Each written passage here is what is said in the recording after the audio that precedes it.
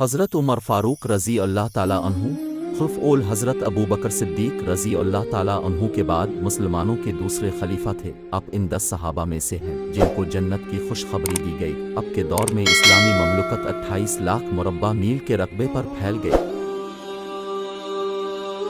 آپ کا نام مبارک عمر ہے اور لقب فاروق، کنیت ابو حفص، لقب و کنیت دونوں حضرت محمد صلی اللہ علیہ وآلہ وسلم کے عطا کردہ ہیں۔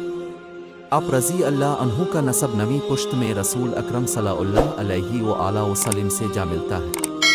آپ رضی اللہ تعالیٰ عنہ مکہ میں پیدا ہوئے اور ان چند لوگوں میں سے تھے جو لکھ پڑھ سکتے تھے۔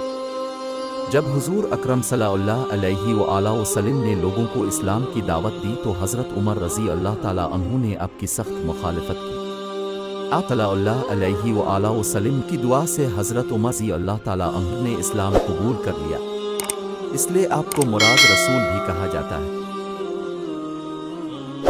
یکم محرم کو ایک ایرانی مجوس غلام ابو لولو فیروز نامی بدبخت نے آپ کو اس وقت شہید کر دیا جب آپ نماز پڑھا رہے تھے۔ اب کے بعد اتفاق رائے سے حضرت عثمان کو امیر المومنین منتخب کیا گیا۔